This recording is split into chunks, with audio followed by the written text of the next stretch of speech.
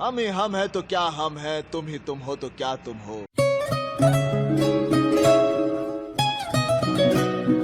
अभी बॉर्डर 2 के वो गाने सुन रहा था जो हमने 28 साल पहले बॉर्डर फिल्म में सुने थे। एक एक गाना फिर 28 साल पीछे ले जाता है।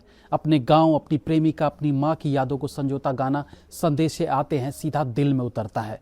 हिंदुस्तान मेरी जान का गाना तब और जोशीला लगता है जब स्क्रीन पर सनी देओल कंधे पर मिसाइल ले दुश्मनों की तरफ बढ़ते दिखाई देते हैं।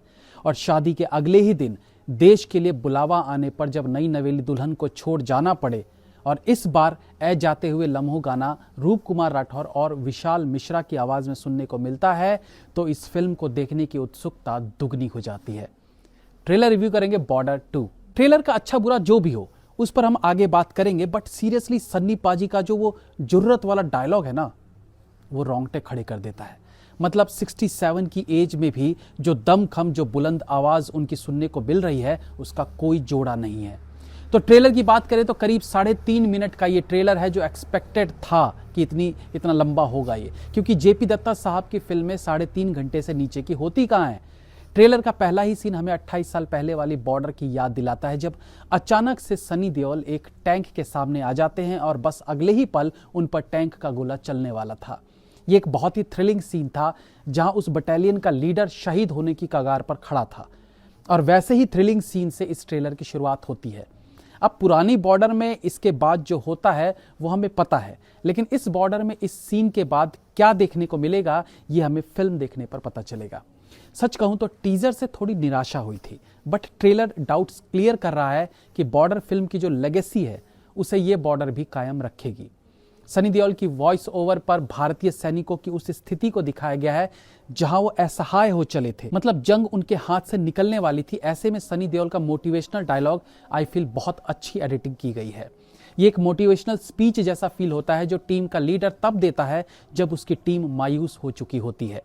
आगे वरुण धवन का संवाद कि हम पूजा भले राम की करते हैं लेकिन तेवर परशुराम के रखते हैं। अगेन वॉर ड्रामा फिल्म के लिए परफेक्ट डायलॉग फील होता है, वो भी जब मुकाबला पाकिस्तान से हो।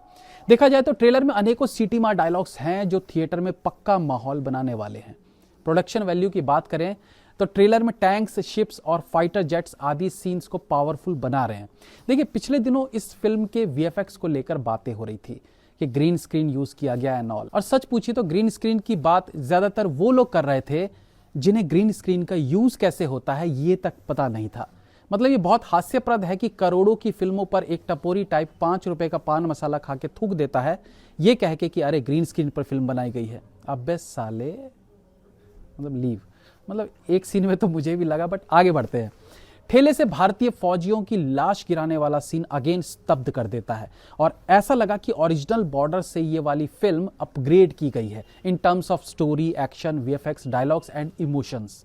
दिलजीत दोसांझ और अहान शेट्टी भी अपने किरदारों में फिलहाल तो मजबूत नजर आ रहे हैं, बाकी फिल्म देखने पर ज्यादा क्लियरिटी आएगी। ये फिल्म पहले भी अपनी स्टोरी, अपनी प्रेजेंटेशन, एक्टिंग के साथ साथ म्यूजिक पर चली थी और इस बार रिप्राइज्ड वर्जन अट्रैक्ट कर रहा है, स्पेशली जो ट्रेलर में सुनने को मिल रहा है हिंदुस्तान मेरी जान सॉन्ग। लास्ट के 1 मिनट में जो फास्ट कट्स में एक्शन, इमोशंस, डायलॉग है वो बेहतरीन है। ट्रेलर का एंड भी एक ऐसे डायलॉग से होता है जो अगेन रोंगटे खड़े कर देता है। अरे तुम हमें क्या हराओगे, तुम्हारे पाकिस्तान में इतने लोग नहीं जितने हमारे यहाँ ईद में बकरे कट जाते हैं। सही भी है, वो डायलॉग अब पुराना हो गया कि तुम्हारे यहाँ से ज्यादा मुसलमान तो हमारे देश में है। सनी देओल वाला ये डायलॉग इसी का अपग्रेडेड वर्जन है। अब क्या है कि कोई फिल्म अच्छी लगे उसके लिए जरूरी नहीं कि वो परफेक्ट बनी ही हो, कई बार सब्जेक्ट भी फिल्म देखने पर मजबूर कर देता है। 23 जनवरी को इस फिल्म के लिए थिएटर के दरवाजे खुल जाएंगे। Have a nice day. Sorry, have a nice evening.